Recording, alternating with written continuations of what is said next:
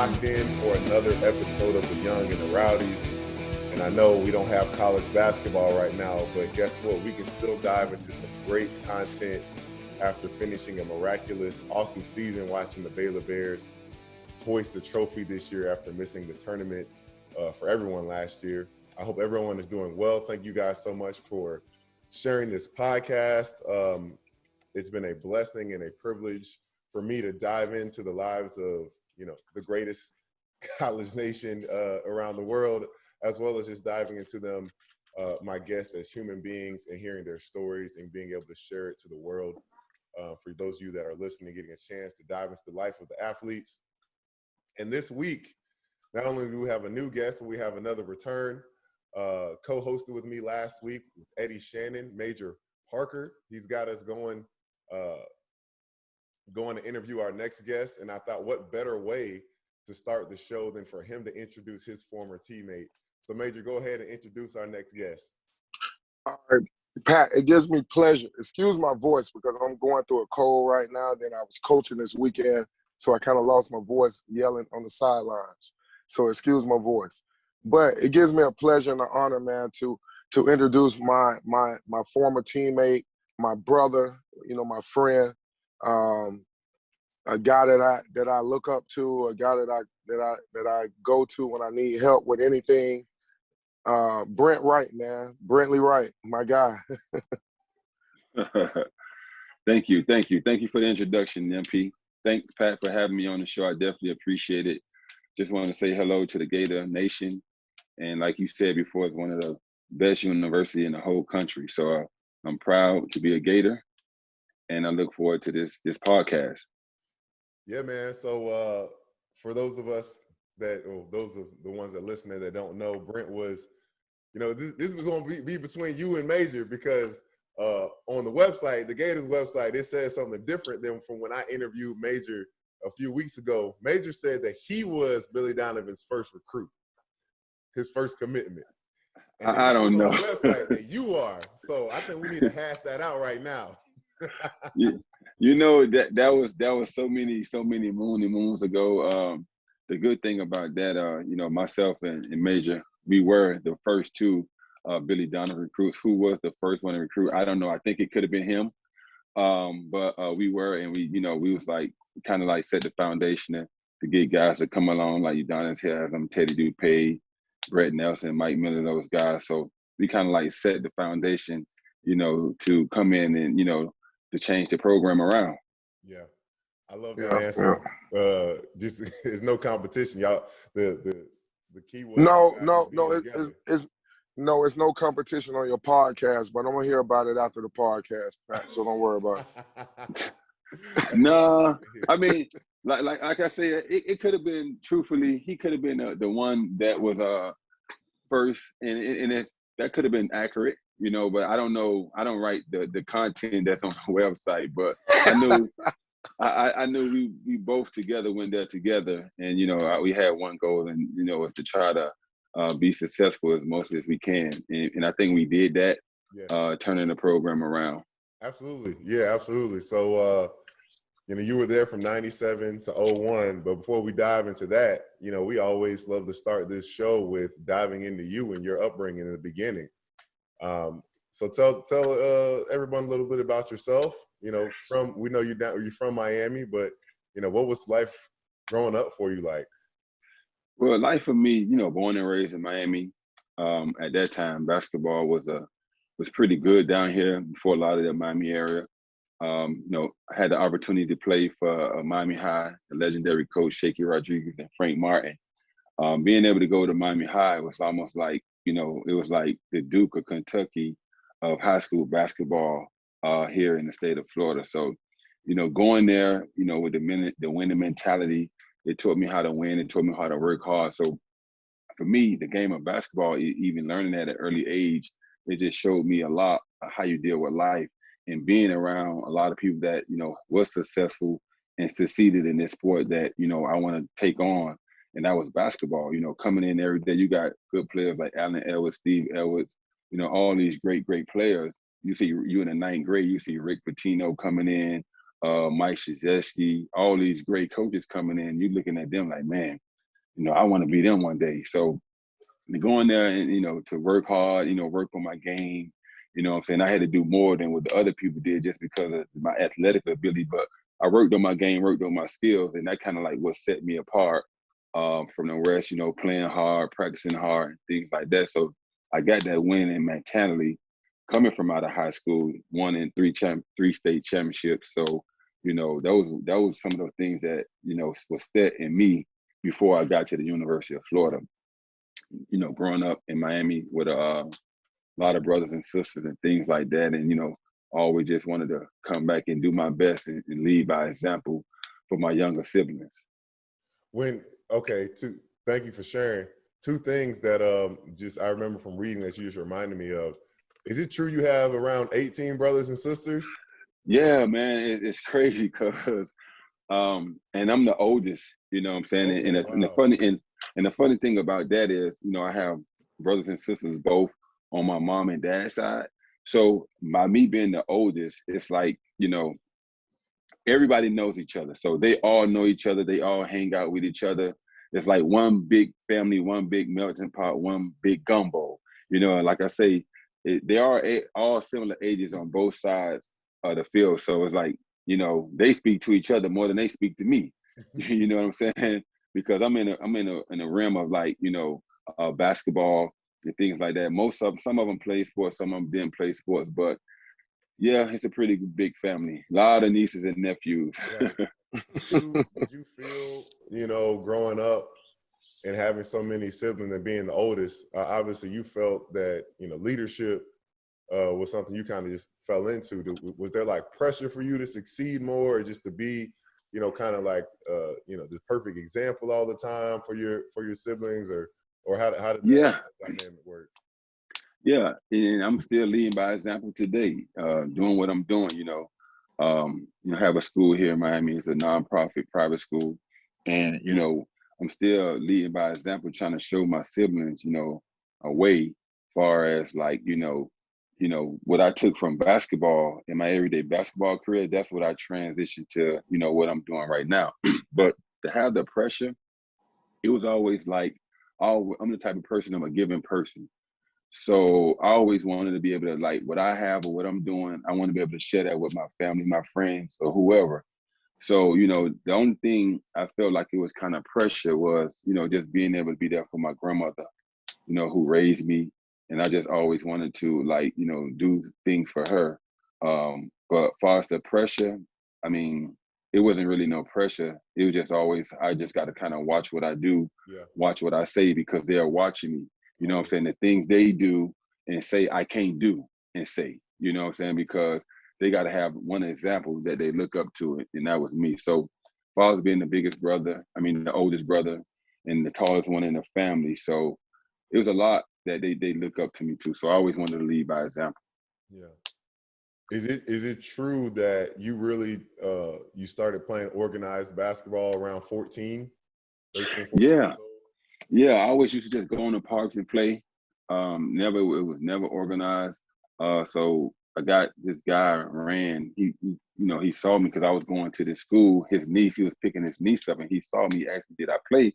I said, "Yeah, I played." And I never forget like the first day of practice. I was like 14, and I was pretty like skillful.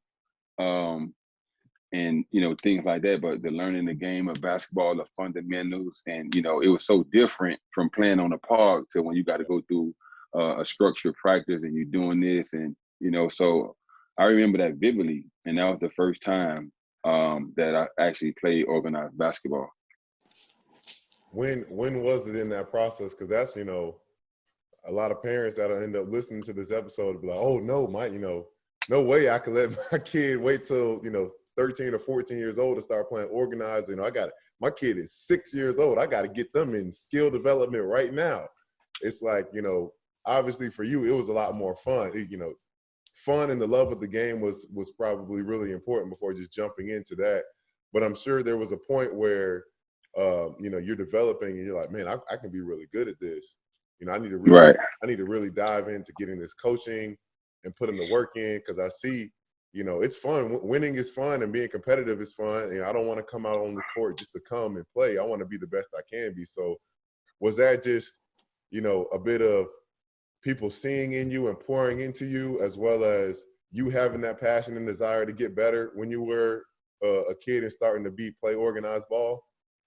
Yeah, I mean, I wanted to compete. I remember, when I first started, dribbling the ball and working on my ball handling drills, and seeing the older guys that, I remember watching Allen Ellis handle the ball and shoot the ball, just sitting on the sideline as a ninth grader, watching him. And then what I would do after that, like after they practice over, when we practice, I would try to do some of the things that he did or mimic him. So start doing that, working on that throughout the summer and every day. And then once you get, we all know that once you get to see like, oh, I can do this, and you get that confidence in yourself, it kind of like boosts you to continue to work on your game.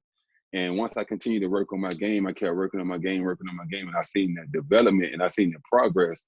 And that's what catapulted me to far as like to keep wanting to do it. And I remember Coach Shaky Rodriguez, he told me that, I got a real good chance to be a good player, a special player, if I continue to work on my game. I remember I got in trouble, ninth grade, a fight, and they was about to kick me out of school or whatever. So it was that conversation right there that I had with him. I was like, man, you know what? Seeing these guys and be able to do this, man, I got to start focusing on what I need to do, start focusing on basketball. So, and that's what I did, So I became just more in love with the game. I played the game every day. I practiced on my game every day. As far as basketball wise, I think, for me, it's nothing that I didn't accomplish in basketball except one thing, and that's just making it to the NBA. And I broke my foot my senior year. But as far as like you talking about somebody coming in professional, take care of their body, work on their game, I love practices. And Major could tell you this. I used to bust every day in practice. So I love practicing. I love competing. To me, practice was more fun. And I don't know if you guys, when you was there with Billy, the way we played and how he started playing later, it was totally different. We had to do like 20-20 suicides and things like that to get into practice. Oh, yeah, we're going to dive into that. So, yeah. So it was just something like that. And just like, and having that foundation coming from Miami High, what is a traditional winning basketball program, and going into that with Major, you know what I'm saying, who also was tough. So, Coach Donovan did a great job of, recruiting both of us coming to that. But it was just like, I would say like now basketball is more so of a business. You got, like you were talking about being 14 at the age of 14 now, that's a late start. Yeah. But it's a late start. But you look at these guys in the NBA, and I was just telling somebody just recently lately, these guys' skill set is crazy. Like, you know what I'm saying? You got Embiid 7'3", handling the ball, Euro stepping, and all of this. I mean, but all that stuff crazy stuff. Yeah, so but and that's what anything we do. They got more free range of working on their game, and you got all these facilities and things with people training, like what Major doing. We didn't have that. You had to wait out the school or the summer, or somebody on the park. So it's much more opportunity for these kids to get better than it was than when we had when I was coming up.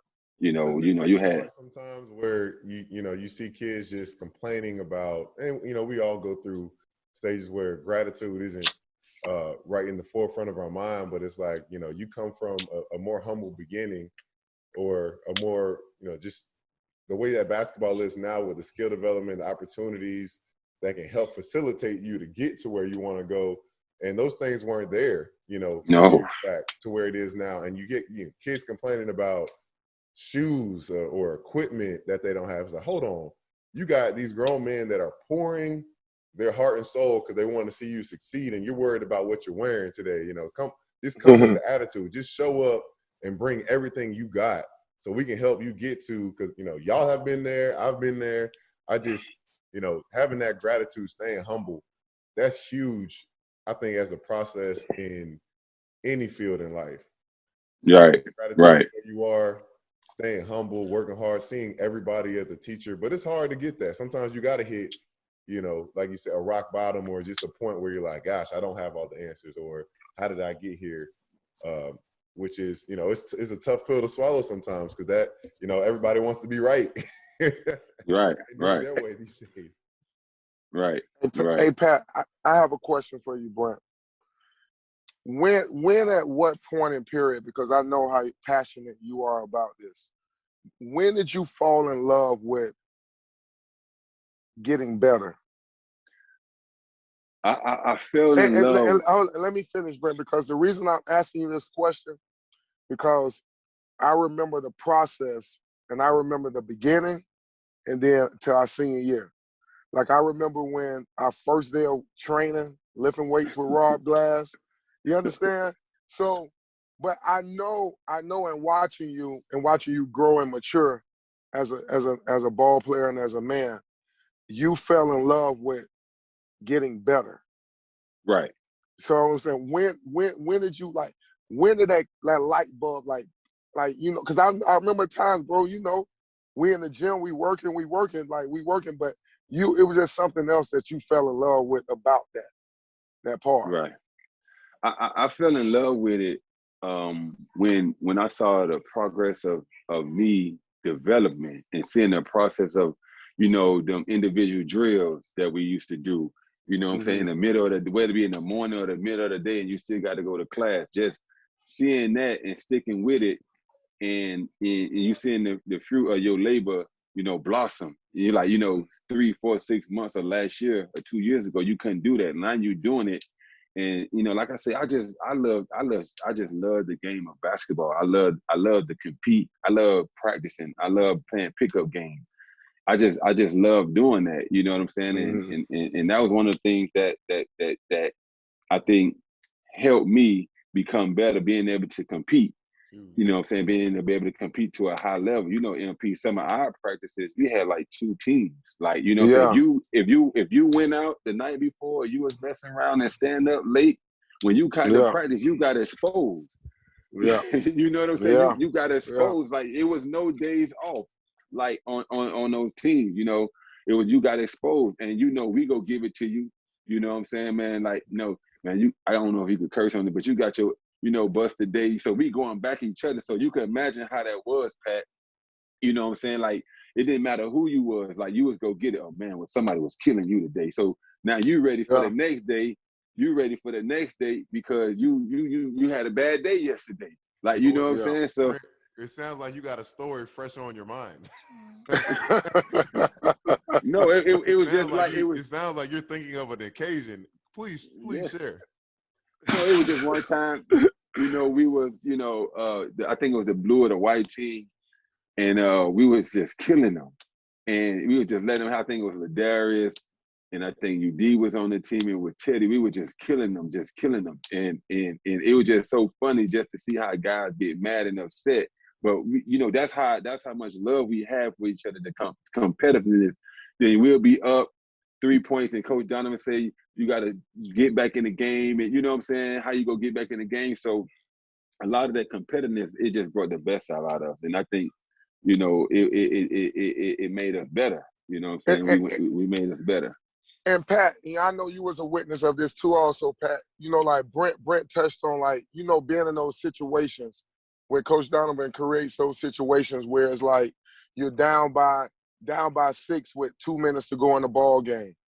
But you gotta understand, you got Teddy Dupay and Brett Nelson on one team together. So it ain't no helping out. You can't help. So you gotta play. So you gotta figure out the way to win. You gotta figure out the way to hold the lead.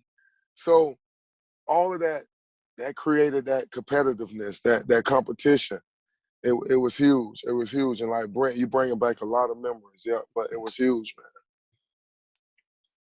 Yeah, it was definitely fun though, man. Like, we look forward to coming to practice and just competing. You know what I'm saying? The whole thing for me was to come to practice and compete. And I don't know how guys play the game of basketball and don't want to compete. So I mean, I can understand that. Yeah. That's a question I have these days too. If you're gonna play, you play this game to win. You play this game to get better and to what's the point of putting all these working individual skills and paying all these coaches to do all this stuff? Like, when you step on that court and it's time to play, like, go out there to win. Go out there and play everybody's behind. And it's a disservice to yourself, your family, that's funding all that stuff when you just come out there and like, I'm just gonna let I ain't really here today. Hey, Pat, it was to the point to like, the competitiveness was so strong to like, we never like really got into a fist fight with each other, really got that mad, but push and shove and set an illegal screen. I think Ted hit you MP in the balls. He tried to set an illegal screen on him. So the practices used to be so competitive to like it was crazy, man. It was fun and it was just like I say, we love coming to practice. If you wasn't ready to come and practice and compete, you was going to get exposed, man. Like it was no days off. It was no days off, man. Hey, Pat, let me tell you, man, I want you to write this down, Pat, because every former Gator that we interview that played on our teams, I want you to remember to ask them to describe Brent Wright to you, okay? Because Brent is full of crap right now, okay? Like, Brent, let me tell you, Brent is known for, like, if you drive past somebody and Brent is in the lane, like, you're going to get hammered to the ground. You know that. You know that. And then he going to look at you like, oh, I didn't mean to do it. He got this dumb look on his face like he don't know what he did. I can remember one time I literally like, I think I went around Brent or something, and Brent like grabbed me out the iPad and like threw me on my back, bro. And everybody in practice just stopped because they just knew like, shit, it's gonna go down. But I looked at him, he looked at me. Brent, I don't know if you remember that. You remember when you snatched me out the air? Yeah, I couldn't remember that. Yeah, I know you remember it. I know you do. Listen, man, ain't no listen, man. We play to win, man. We play to win, man. We playing to win. Hey, Pat, it's no friends on the court. I didn't have no friends on the court. I didn't have I love these guys, but I'm trying to win. I'm not trying to hurt you, but you go feel it when you come in the paint. So we had that mentality, man. You're going to feel it. Yeah. I got you. Yeah. I got that Detroit Pistons squad. Yeah, oh, man. Yeah, man. Yeah. We had it. We was tough, man. We was tough. Hey, you talking about, Pat, you talking about Udonis Haslam, Brent Wright, Matt Barner, and Donnell Harvey down there banging on a rebounding drill. Hold on, MP. Let me say something. Pat, this the type of relationship we had. This the type of relationship that we had on this team. If we out there in the game and we playing and somebody like busting our ass and we like, MP will look at me like, man, what you doing, man? Like, get on me or I get on him. Like, where we could talk to each other like that. Because I know I ain't doing what I'm supposed to be doing. Yeah. So that's the kind of relationship we have. So we go put it, man, like, what you out here doing? You tripping out here, man. Like, what you doing? So we can get each other that look. That's how it was on our team. Like, nowadays, I don't even know, you could have guys accountable and have those type of relationships, but that's how it was for us. And if I'm coming in every day, I'm working hard and I'm busting my tail, and I know you could do this, like I'm gonna let you know. Like, man, what you doing? Like, you out here tripping, man. We trying to win. What you like? Come on, man. You got to get out of that. Get out your feelings, man. Yeah. So that's the kind of relationship we had. Like, I think true leaderships and true captains only really earn that. Or not, you don't necessarily have to be a captain, but you earn the right to speak out to somebody when you yourself are holding yourself accountable and showing up and doing the drills every day and giving that effort, that you striving to do the right. If you in there going half speed and, not doing what coach is saying, ain't nobody going to want to listen to you. Yeah. You can't, you got to lead by example. You got to lead by example. Credibility. You're right. Right, you got to lead by example, man. And I couldn't think of any coaches. Like I was telling somebody, if I had to do it all over again, I'd definitely go back to Florida and play for Coach Donovan. Yeah. Just because of the the education of the game, teaching the game, and taught me how to win, taught me how to be a professional. It's just so much of the game of basketball. Being Coach Pelfrey, Coach Grant. Coach Donovan, that taught me in so many different ways of life. I wouldn't change it for nothing in the world. Was Coach Pelfrey crazy back then too? He was funny, man. Like, you know what I'm saying? Like, he was funny. MP, what was it saying he always used to say? He got a rocket up his ass.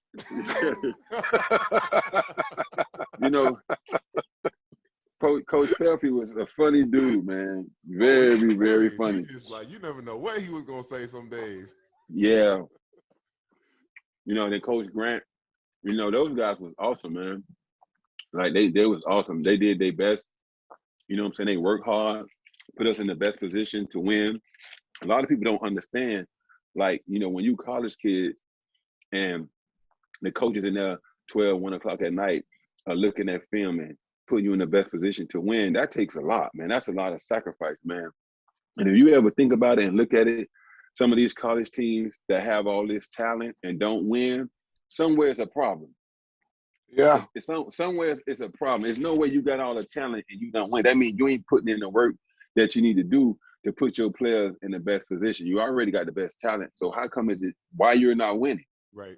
And Yeah. a lot of times, a lot of coaches don't put in that work. But coach out here, you know what I'm saying? You have Coach Pep, you have Coach Grant. Those guys was dedicated and working on to what it is that they wanted to accomplish. And, they put in the work. So now me being older and knowing what it takes, you know what I'm saying, as a basketball coach, and to put that time in, to put that work in, to study the films, to, work on this and do this. It takes a lot, man. Yeah. It's a lot. It's a lot. It's like transferring that energy as a player to where you develop, putting so much into your game and obsessing over getting better. And then it's just the same grind as a coach. It's right. Are you gonna show up and put that work in? Because it's up to you at the end of the day to say, like, I put my players in the best position I could because I worked my butt off getting the film and all this other stuff. But I wanted to you were just mentioning about playing for Coach Donovan again, if you could, going back to it. Coach Donovan was told by Rick Pitino that he should not take that Marshall job. And Florida's program was coming off of some sanctions with Ron Kruger. Just gotten in trouble. The ability kid, he's in his 30s with the whole coaching staff of guys in their 30s, still ability, the kid, jet black hair. During your recruiting process, what was it that separated Coach Donovan and made you believe that he could put you in the best position for your career, that you could, you wanted to trust him with all those things? Because technically he's probably still unproven going to a program that was unproven as well. Right.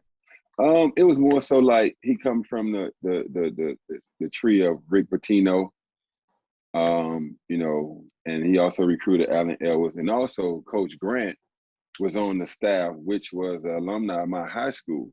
So it was some ties there. They gave us a story to do something special at Florida. We could stay home and put Florida on the map and things like that. So, I thought about it. Me and Major said he going. So I decided I wanted to go, and we could start something there at the University of Florida. And that's what we did. And we got guys like Udonis, Teddy, and Ladarius, and those guys that come follow us. And, far as, was that, like I say, Coach Donovan coming from that Rick Pitino tree, I just felt like it'd be a good opportunity to start something, to build something at the University of Florida. And that's why I made the decision. Absolutely. Yeah. That had to be still kind of nerve wracking, there had to be so many people in your corner, not in your corner, but just, people around you that didn't see the same vision at the time. Like, right. How were you able to, and who were you able to rely on at that time during your recruiting process? Because there's so many people around, especially nowadays for kids that are getting highly recruited, and it's just the whole business that AAU basketball has become, and the coaches purposely, getting paid in their pockets, lining their pockets to make sure kids go to specific schools that are affiliated with this and that. It's a lot of noise around, and I'm sure you had to do it in your own way then. So how did you, when you're going through your recruiting process, were able to find the people to funnel your vision and know who to put it through so you can decide and make the best decision for yourself? I just trusted, my uncle, which is Bernard, who actually was one of my high school coaches, and Coach Frank. And I knew they was going to put me in the best position where I could be successful. So it was out of Florida, Cincinnati, Florida State, Miami, and it was, I think, Louisville. But having to go somewhere going to somewhere in Florida, and having Coach Grant there, who's a product of Miami and came from the same high school I came from and played for Coach Shaky. So it was a relationship with that. So I felt comfortable, going there, and I know I'll be in good hands, That's awesome. What was there anything that Billy D, he said to you in particular? Like, what did he tell you as pretty much being the first guy? One of the first guys. You and May, y'all still got to figure that part out. Was there anything he said, like as far as the culture or building the team around you guys? And also, MP, you mentioned this a little bit ago. I want to hear a story. Y'all was beating up on my man Matt Bonner a lot. I already know it. I know y'all was beating up on Matt. Yeah, we used to give it to Matt. We used to give it to Matt, man. I used to give it to Matt every day, Pat. But that what made him better. He got better doing that, Yeah, Matt got better, man. So that was good for Matt. I was very happy for Matt being able to make it to the NBA and be successful. So, we used to give it to Matt, but the redhead. The Red Rocket. The Red Rocket. Dog on Matt. Yeah, but Coach Donovan, he would just say, like, you got an opportunity to come here at the university and do something special and be the first guys to set the foundation. So that's kind of what it was, he knew that we would come and compete and, come here and do something special. So it's kind of like, believing in him and what he was doing. So that's what I did. Yeah, I got you. Well, I'm excited about this next thing. We talking about y'all getting in there your freshman year. Let's talk about these 20 and 20s. Both of y'all, go ahead and fill us in on what that was about. Tell the fans what the 20 and 20 was. It's like and how it made you into the men that you are today. It was 20 suicides in 20 minutes, and it was something that, like I said again, if you dreaded this the night before, you couldn't sleep. You couldn't sleep at night. You try to figure out, should we do them in the morning time? Should we do them in the afternoon time? And I think we all came to agree and just get it in the morning, because the more you think about it all day, the worse it was. So you couldn't sleep at night. You might just get up in the morning and get it out the way. And it was just one of those things, just like, it made you, it really showed you, it really built character. Yeah. You know what I'm saying? It really built character, show how tough you was. You talking about, and when you tell people to do, you got to do 20 suicides in 20 minutes, and they're looking at you like, what? Like, how you do that? You got between 30 and 35 seconds to do the suicide. The rest of that, depending on how fast you do it, that's your rest time. That's your rest. Wow. So when they get back to the 2 minutes, you got to go. And they're like, yeah. So you start learning strategies. The first 2 lines you got to hit fast. If you don't hit the first 2 lines fast, it's done. You can forget it. Don't try to run the last one hard, because you got to catch your breath. You're trying to catch your breath. So on that last one, you got to like scribe it in. If you're trying to sprint all out on that last one to get back there to recover, you done. By the next 2-3 suicides, you ain't gonna do it. You ain't gonna finish it. I try to mix it up sometimes and do the long one first. Go full court, then third court. Yeah, I mean, I don't recall if he ever let us do that first. Nah, he never let us do it like that. Oh, he did? Yeah, no. It was just like, it just free got throw line, strategy. half court. Yeah, you got your strategy. You get your space on the court. You get your spot on the court. You put your head down, and you just listen for the whistle, and you just go. Yeah. I just seen, hey Pat, I just seen people fall out, throw up, dive. I just seen people dive on the finish line. To make it. Dive. Hey, but listen, MP, the person he threw up or he fainted one time, and since that day he did the suicide better than any night I ever saw. Who, Donnell? No, who? Jay Ham. Yeah. Jay Ham. Jay Ham struggled the first time, but after that, Jay Ham, the first year he was good after that. He was good after that. What about Elo? What about Eddie Shannon? He shared it. It's not funny though, man. It's not funny. Them things made you, hey man, Pat, them things was tough, man. I hated them, man. And then it got to the point where Rob Glass, like, he will watch you touch the line. Like, you gotta like your feet gotta kind of like be over the line. Now we get to the point you gotta touch the line, like you cheating, start over. Like, come on, man. Like, Man, I got mad one time because Coach Lanier was like, P. Young ain't touched the line. All right, bet. I went. I touched the wall. The next time I ran through the line, I touched the wall, and I finished first. I'm like, man, y'all better leave me alone. But that's the thing, right, Pat? That's the thing. Those buttons that made those coaches that Billy had and who Billy was, they knew how to touch those buttons. Like, literally, you say you ran through the line to touch the wall and still finish first. You understand? So it's bringing that competitive nature, bringing that second man almost out of Patric to get him to go through that. You understand? Because we got to go on the road in the SEC. We got to win on the road. So we got to have Patric ready for any type of adversity that he's going to go through, because the referee is going to mess up. Yeah. It's going to be a bad call, you know. So it was those things, man. Easy. The games was easy. The games was easy. Yeah, it was the practice that killed you, man. Yeah, the games was easy. It just came down to in the games like execution and just making shots. But as far as like being in shape and playing, you know, might have a bad shooter night or whatever the case, but the games was easy. Yeah. You know what I'm saying? But it was just like that practicing every day, you know what I'm saying, competing for that. So going to your tenure at Florida, obviously very successful. You guys made the tournament, I think, every year. Except for our freshman year, we went to the NIT. Okay, three straight. I know y'all did back-to-back first team to do back-to-back Sweet 16s. Are there any favorite memories that you can think of right off the bat, Brent? One of my favorite memories was the Butler game. It was just like a game, you know. It's always a team in NCAA every year that match up well, depending on, you look at the size and the team that's playing well. And that Butler game was one of those games that, you know, kind of like every team that win the championship, they have that type of game. And that Butler game for us was that game, you know, Mike made that shot. And we went on to beat North Carolina and Duke in the same year. And then we went on to play in the Final Four, the championship game, and played Michigan State.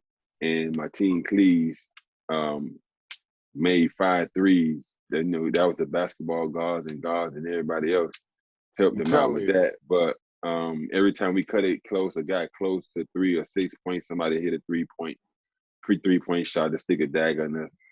And we was young at that time. They was all seniors. I think we was juniors. Yeah, juniors and sophomores. Yeah, juniors and sophomores. And Weeks was the only senior that we had. But, you know, we had guys, you know, that good day, you know, it just wasn't a good day for us. But that moment for me was the Butler game that Butler game. That's awesome. You know, going into, I was going to ask you about that as well. You know, going in through that run, you know, what was the mindset? Did y'all win the SEC tournament before that? We won the season. We won the SEC the regular season. Regular season, okay. Yeah, we won the SEC regular season. Pat, we never won the SEC tournament. Never. The tournament, we never won that. The seasons, we won. Yeah, but the tournaments. We won the regular season 3 times before we won the actual tournament. Wow. Right. That tournament hard to win, man. Yeah. I mean, it definitely gets you ready for the NCAA tournament. Yeah, exactly. Going into that run, can you remember just the mindset of you guys, or both of y'all reflecting into that run, like especially you going up against Duke and North Carolina? Was it just after that Butler game, you know, not even just y'all knew y'all belonged, or, you know, what was the mindset that you can remember? We was focused. We had this thing right here, Pat, and we did that when somebody was off or somebody wasn't doing what they supposed to, or we had some type of adversity or we was dealing with. We just looked at each other and we did right this. I don't know who came up. I think Coach Donovan and somebody came up with this. We just want to stay focused. And we had this. I don't know if MP remembered, we played like in spurts. Like we played like 3 to 4 minutes in spurts. We played our hardest for like 3 or 4 minutes. And when you got tired, you put your hand up and you subbed out.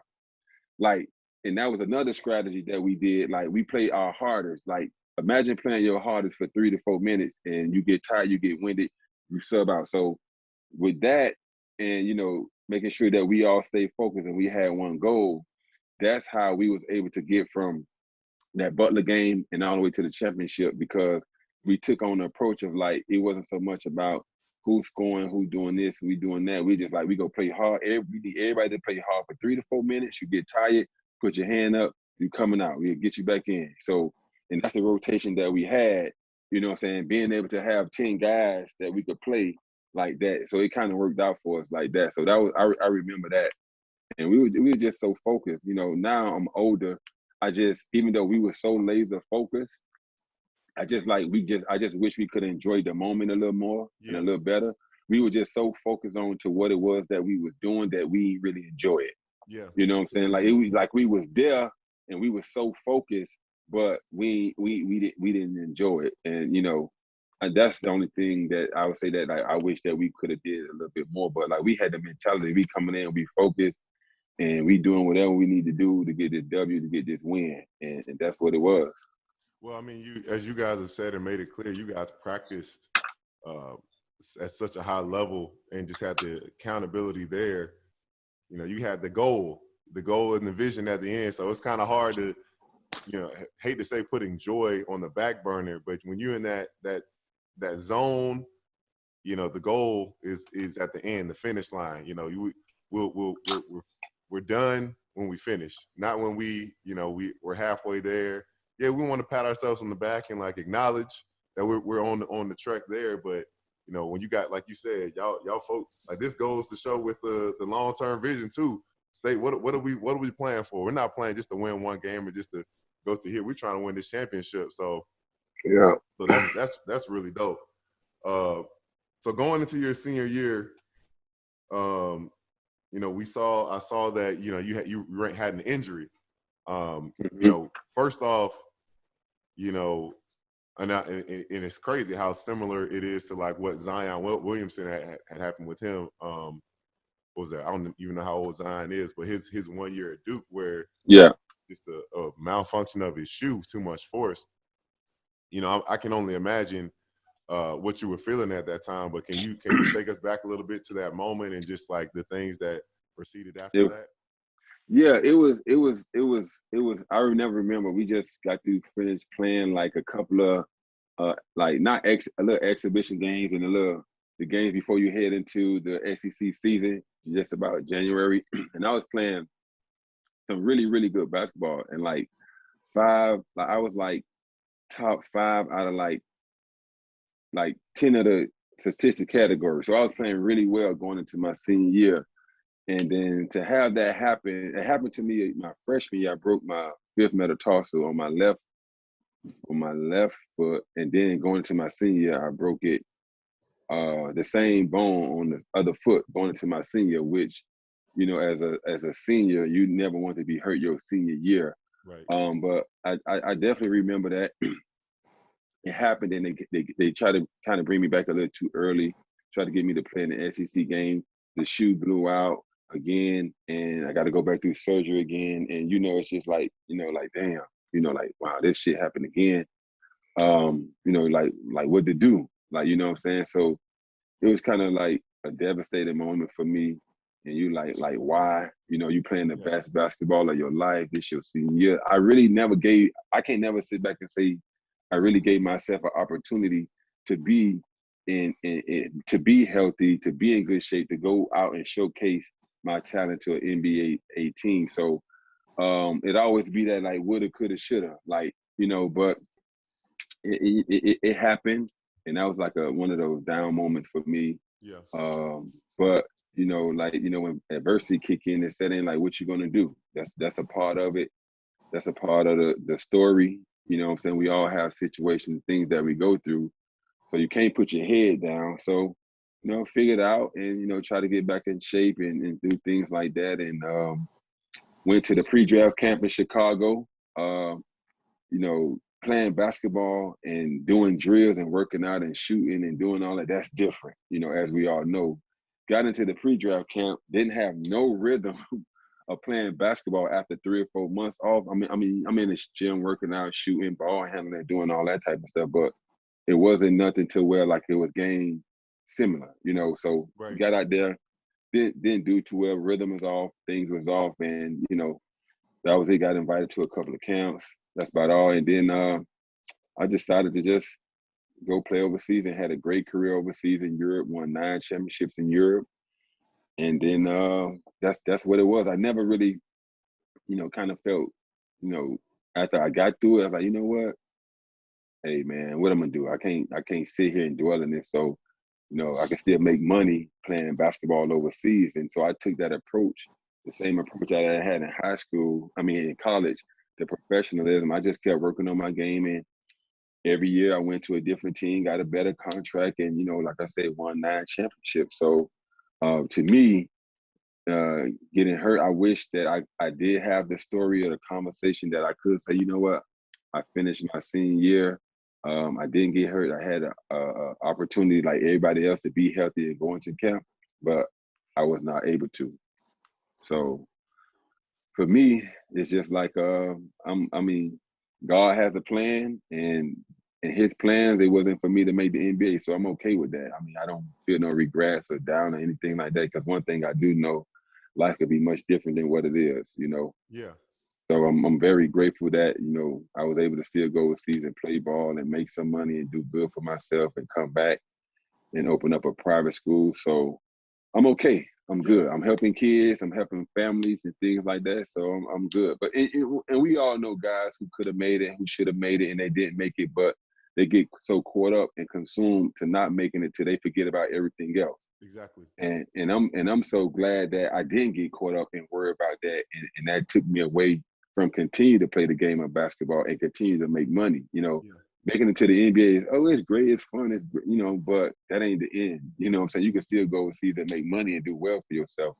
And that's what I did. So I'm glad that I was able to not get stuck or get, in that moment until like, I ain't make it to the NBA. Life is over. I ain't doing nothing. Nah, I continue. I stayed with it. And to me, that was the best thing for me, living in Russia, living in Ukraine, Belgium, France, Italy, Spain, Sweden, where I get to see all these different things and different cultures and all this, the way people live. You talking about a kid coming from out of Miami that ain't never seen that, you know what I'm saying? So the game of basketball, that little round orange thing took me to a lot of different places, to a lot of different things. So I'm very grateful for that, man. If it wasn't for basketball, just the way I eat, trying different foods. And, I remember playing in Europe, in Italy, man. And there was this old head, his name was Henry. I can't remember his name, and he was from California. And we came down for practice. And Pat, you might know this. MP, you know this when we went over there. We came down for breakfast. And, in the States, we get pancakes, eggs, grits, sausage. In Europe, you ain't getting that. None of that. You get some boiled eggs, some toast, some yogurt. You might get you some cereal. You might get you some egg. Yeah, some pastry, some eggs white. So I come downstairs and I'm like, man, I ain't used to eating none of this. Like, he said, young fella, if you go make a living over here, you got to get used to eating this type of breakfast. and Pat, and you might know this. I tell you no lie, I got used to eating that breakfast. Yeah. So I became Europe, like I really became Europe. I started eating salads and all type of stuff, man. Salads before the game, soup and all type of stuff. So, coming from Miami and be able to experience that, man, that's I definitely appreciate that, even making it to the NBA, because I still want to be able to experience some of those things and being culturally advanced. So, and having friends, I used to date a girl, she was African. Not no African American, real African from Congo, Rwanda, and things like that, and going to African parties and see how much fun these people have. Like, seriously, man, I really enjoy Europe, man, and had fun. Like, I would have never done that if I didn't continue to play basketball. Even if you make it playing the NBA, you going to Europe to visit, go on vacation, but you're not actually living there and experiencing it. Yeah. So for me, for me, man, that was great. So I don't regret nothing. Yeah. You know what I'm saying? How it went out, how it played out, I'm very grateful. Yeah, man. Well, first off, thank you so much for just opening up and just the vulnerability. I mean, I you know, at the end of the day, we all three of us, and I hope so many countless others know that we were all made for more than just basketball. Basketball is just a tool and a platform that we've been given that has given us a lot of awesome opportunities.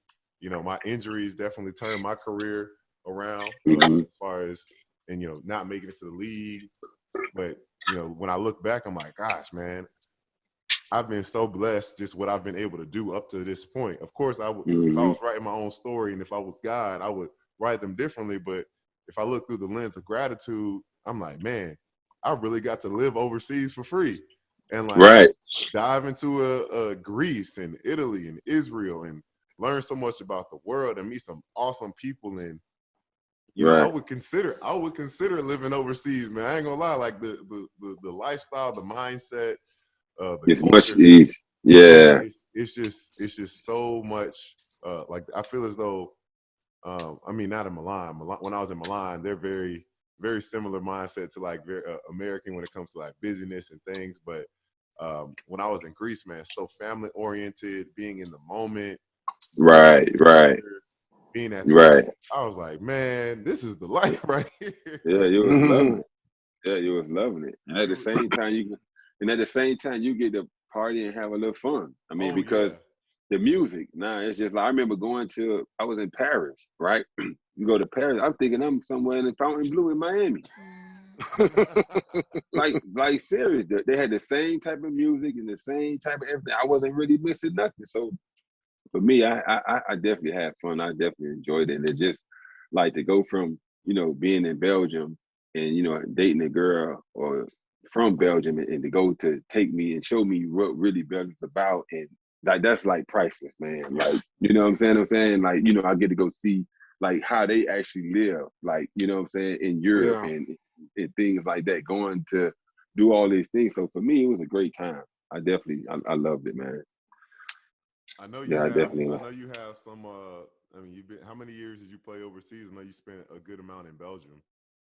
Yeah, I played about, I think 12 or 13 and won like 9 championships. I won like 5 in Belgium because I went to Belgium. That man Then got that bonus money out there. He wasn't playing. I got that bonus money. Pat know about that bonus money. You was getting that bonus money out there, MP. Yeah. Oh. So I remember. Then I left Belgium for like 3 or 4 years, and then I came back at the end, which was good. I mean, it was pretty good for me. You know, I ended up playing for my coach that I played for in Savona, Croatia. He ended up coming to Belgium, so I ended up going back towards the end of my career playing for him and helping him change the program around. And I actually played against Jay Ham like the last couple of years. I beat him. I won a championship with Jay Ham. Then I left the next year and beat him in the championship. But Jay Ham, MP, I think I told you, Jay Ham had a team. So the same thing we were talking about, how being prepared and working on your game and practicing every day. Jay Ham team in Charleroi, they was loaded. When I tell you they was loaded, they had the talent, they was athletic, they was more athletic than us, they had more talent than us and everything. But the way we practiced and we prepared and how much we was in shape, we beat them. We shouldn't have not beat them.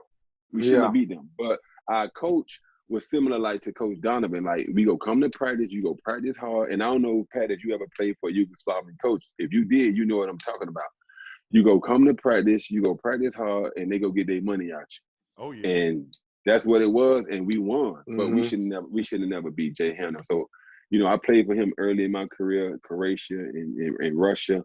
And then towards the end, he brought me in to, like, you know, bring the pro. And they've been winning ever since. They didn't win, like, man, my team in Belgium didn't won like the last 10 championships. Wow. They didn't won the last 10 championships. And just for the record, Jay Ham is Justin Hamilton, Pat.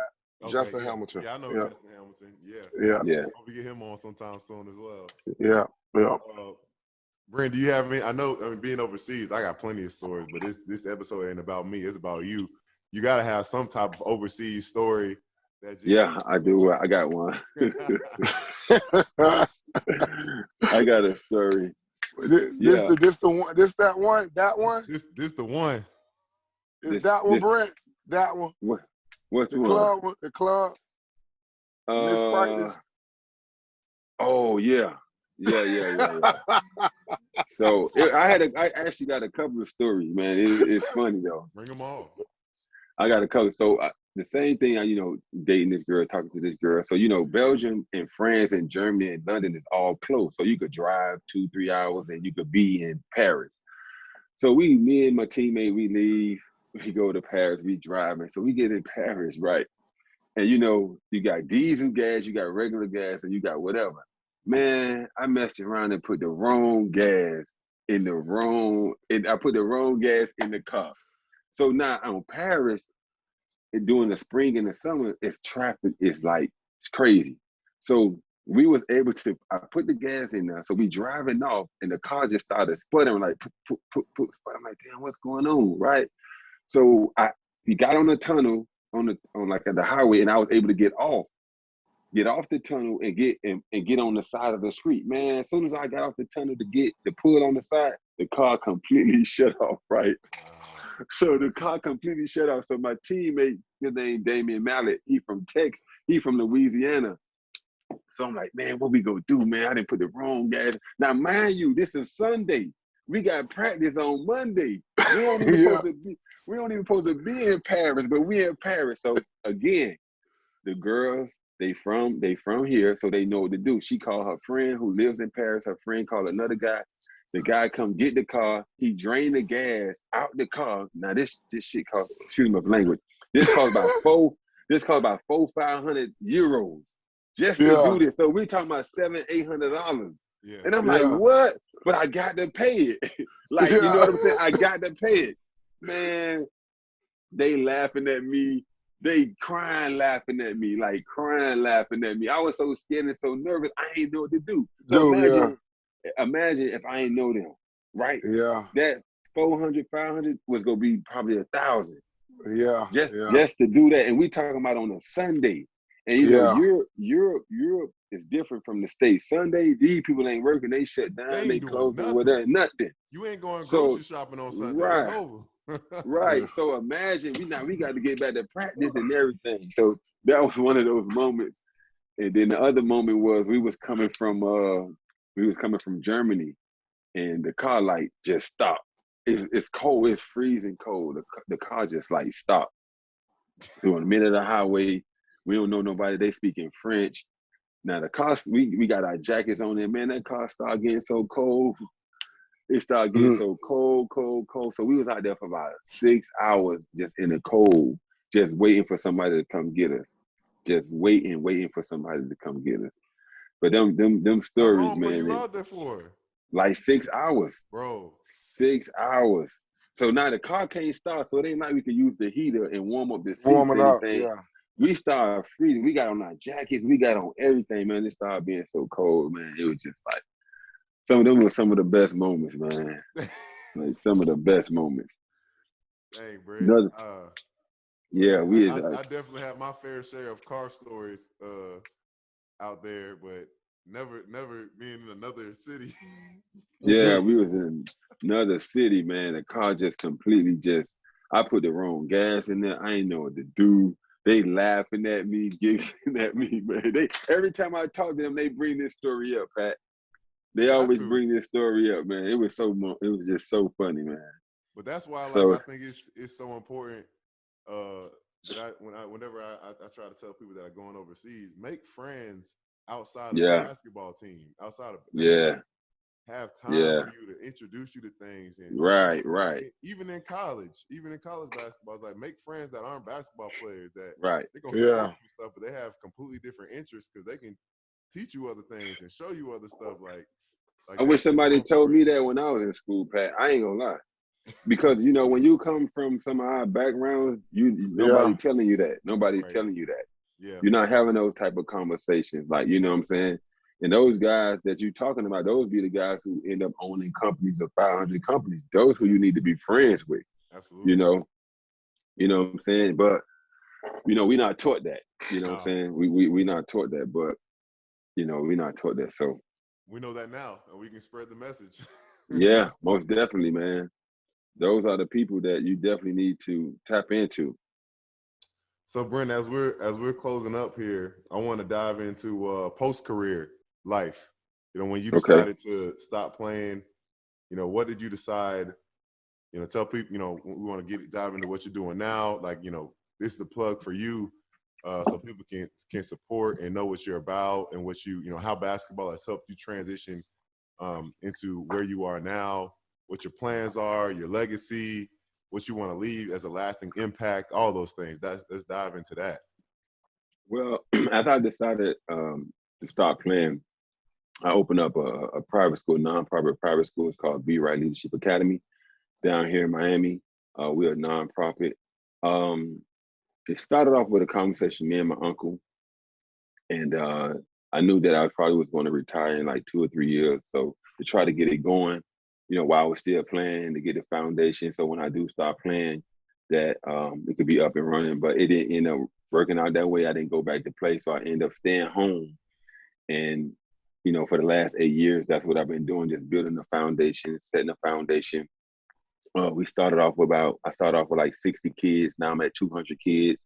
You know what I'm saying? Serving kids in Miami area, low income, disadvantaged kids. So for me, it's just like for me, and I think, even playing the game of basketball, and I remember somebody say, "Do I miss the game?" And I told them, I don't miss the game, because when I was in the game, I gave the game everything. So I left it all on the table. Every day I came to practice, I practiced hard. Every time I stepped on the basketball court, I gave it my all.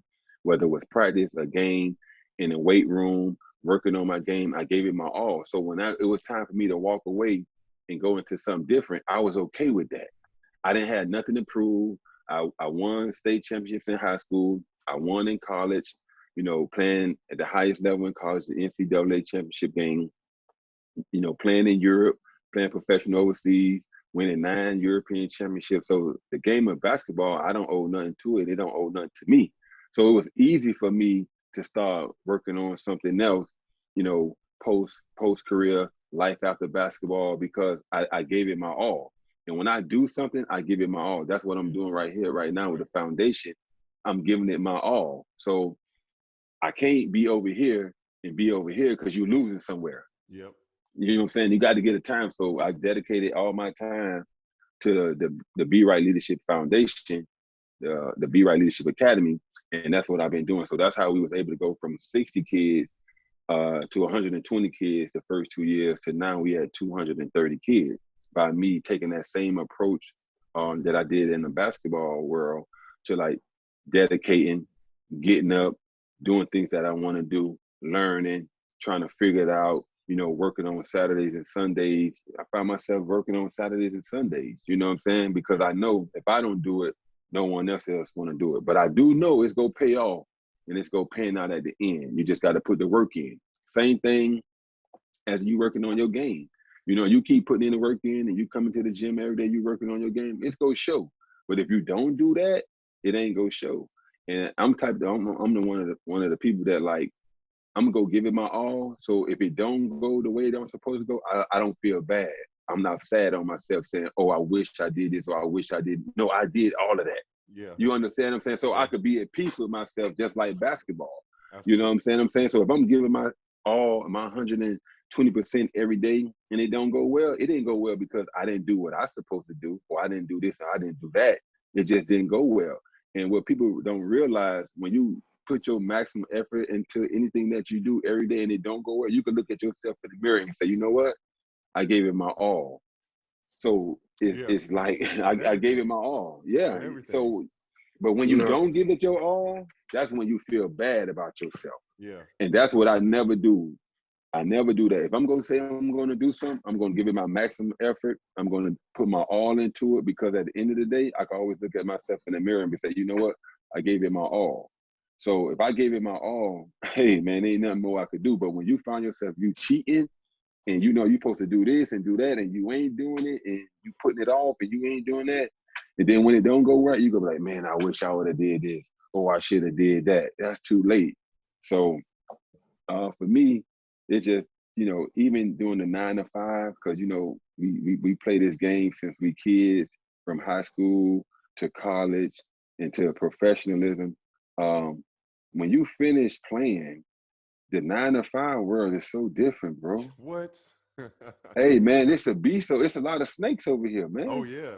Man, this is crazy. I be telling my you laughing, MP. This ain't no this grimy over here. Yeah.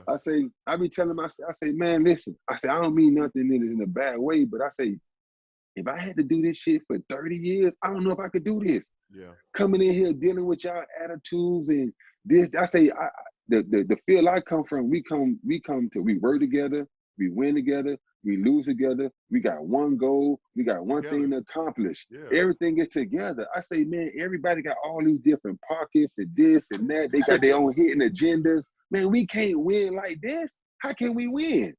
We not even on the same page. So that's when it takes, leadership and the foundation and leading by example. And that's why I always tell people when somebody say, oh, I don't like Tom Brady, or I don't like the Patriots or Michael Jordan because they win. I say, we wake up every day to do what? To win.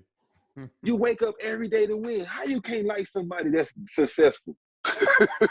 How? But you want to be successful. Yeah. Yeah. You want to be successful, and they showing you the blueprint to be successful, but you don't like them. I don't understand that. You know what? You know why, Brent? Because a lot of people will be like, it don't take all that. Like, it don't take all that to get there. I can do it. Listen. Hold on. He's successful. That's the formula. So why not strive to emulate the person that has done it before? But Pat, all the same. We all human beings. Right. But Pat, this is how I look at it. For these individuals, this corporation or this individual to be successful, something that he's doing right. He's sacrificing something. He's doing something that nobody else ain't doing. That's the beauty of it. People don't understand. You don't become successful as an individual or as a corporation or a team or organization without no sacrifice. No way. You don't do it. So that means get the people who doing it in the organization do it. You got to give them credit because they're doing something nobody else is doing. Yeah, you need talent. Yeah, you need skills, but man, you also need the other stuff too. Where does that sacrifice for those that need to learn in the sports world? What can some of those sacrifices you foresee for someone that wants to be successful in sports? Say that again. Some of the things, the areas that you think someone needs to sacrifice if they truly, a basketball player, young basketball player, 16 years old, he's saying 15, he's pretty good. He's saying, I want to make it to the NBA. What are some things that he really needs to be in order? Because I think you got to be obsessed with it these days. Right. It's so high. What sacrifices do you foresee that, hearing it from you in your perspective and your experience, that someone would need to make to get to that level? Well, he just got to really dedicate it to the game. You got to love the game. You know what I'm saying? You really, truly got to love the game. You got to be, like you said, you got to be obsessed with this. Like, when instead of getting on the phone, going to Instagram or Fortnite and doing this, you can't go to the gym, you can't get to the gym. Study the game, study your favorite player. Watch some basketball film. You know what I'm saying? Because if you're not doing that, somebody else is. Yep. You know what I'm saying? So you always got to give yourself the edge. You always got to put yourself in a great position. So when the time has come, and when you get to showcase your talent or your skills, you could be ready. You always got to stay ready. You can't get ready. You got to stay ready. Yes. Man, it's funny you say that. I was, I try every day to get a little bit of time in with the word. And sometimes, man, you just hit one verse, and you be like, dang, that's all I needed today. Right. Proverbs 12:1. Whoever loves discipline loves knowledge, but one who hates correction is stupid. It says it straight up like that. If you hate correction, hate getting coached, hate having a mind of humility, because there's so much information and out here in this world that if we ever think we have all the answers, whether you're in the sports world or even the business world or wherever it may be, to think that you can't take criticism or learn or feedback, that's pride comes before the fall. You know what I say about that, Pat? This is what I tell people. I say, there's no way that you can make it in life without being criticized. It's impossible. You know everything. You perfect. So how can you not take criticism that somebody knowing this and specialize in this and can help you? There's no way you can go through life not being able to be criticized. You know what I'm saying? I didn't make it to what I'm doing and how I'm doing without somebody criticizing me. You know, and nowadays everybody's so sensitive about somebody saying something to them or how they saying it. You know what I'm saying? Tell me the truth. Don't tell me what I want to hear. Tell me what I need to hear. Because if you lying to me and you're not telling me what, that ain't helping me. That ain't helping me. And it's not. If you telling me what I want to hear, that's not helping me. I need you to tell me what I need to hear. Exactly. You know. Exactly. You know. So to me, I tell people all the time, I say criticism is good, man. Yeah. You know, you can't make it in this life without being criticized, man. You can't.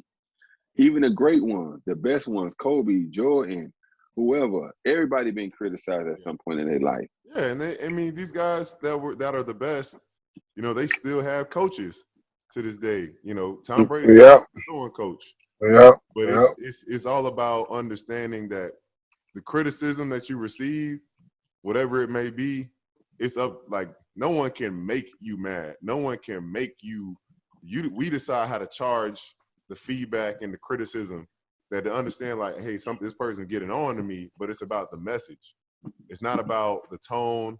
Like, what are they trying to get at? What is the intention behind the person? Especially in sports, I believe. Right. I think all coaches they're trying to help you get better. They're not trying to hinder you from getting to where they see you can be and where you want to be. They want to help you get to that level. So they might have to get on you. You know, it was times where I didn't like Coach Donovan, plenty of them, but I understood. You know, once I stepped away, Coach Donovan loves me. I know who he is, man. He cares about me.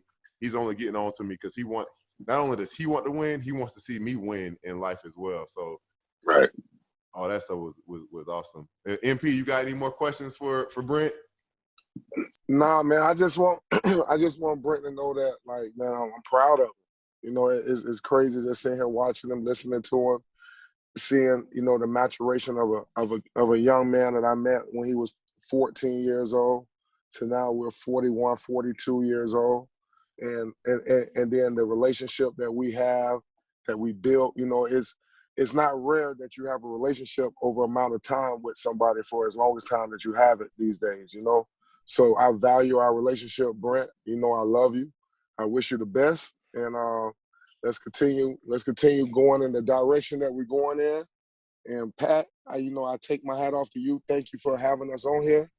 You know, like I always told you, Pat, you was one of the guys that, especially Brent and I, we always looked at you as, you know, hey, Patric Young was one of those guys that could play with us. You know, so you got my respect. I would have loved to be down there banging with y'all, banging on Matt Bonner. I would have loved banging on Matt Bonner. Yeah. So you know, it's just pleasure to see all the great things that's Brent doing and being a vessel in his community and giving back. So I'm proud of him for that. Yeah. Same thing, Brent. Like I'm definitely looking at where you are and what you're doing and the impact, man. It's really inspiring, and would love to be able to connect with you and future one day down the road for me. I don't know if I would want to start a school. I don't know. It could be something, but just the area that you're in, the realm, the impact, the intention that you're setting with your life is something that I really, in a healthy way, I envy that, because I want my life to revolve around what you have it going on. But I guess the last question, what is your legacy? What do you want your legacy to be left as? Well, my legacy, I would like my legacy to be left as if someone can say, you know what, whenever they spoke with me, talked to me about anything, I always been honest and upfront with them. You know what I'm saying? So, and that I gave it my all, and that, he was a person that really cared, and that if you was good friends with him, he was there with you. You could be wrong, you could be right, but if you my friend, I'm with you to the end. We'll talk about what you did after and you was wrong, but if I'm with you, I'm with you. I try to stop you from doing it, but if you go along with it, I'm going along with it with you, but we'll talk about it afterward. That's the kind of person that I am, you know what I'm saying? And these days, you don't have loyalty. People don't know what loyalty is. They go to the best option for them, and you know what I'm saying? It's just crazy. But at the end of the day, my legacy, I want somebody to just say, you know, he was a great guy, stand-up guy. You know what I'm saying? He did things the right way. Well, Hey, Brent, Pat, one last thing. Just listening to that, right? How can you not go to college with that guy out of high school? Yeah. How could you not? Yeah. you know he's gonna be there with you, and he's gonna love up on you and push. I mean, this is from the competitive standpoint too, man. Like, you know, this guy's gonna come up and I want to match that energy, that, and even off the court, I know he's gonna be my brother, and he's gonna push my behind to take my responsibilities off the court and on the court, man. Yeah, you're so right. Yeah. Dang, we missed each other just by a few years, Brent. Yeah. One day you gotta try to get Coach Brent on and talk to him about some of them war stories. Coach Brent can tell you, because he was the big man coach, so he knows. and Coach Brent was the one that created all those wars. He the one that created all those stories. Oh, word? Oh, man. Yeah. I can't wait he to created all those.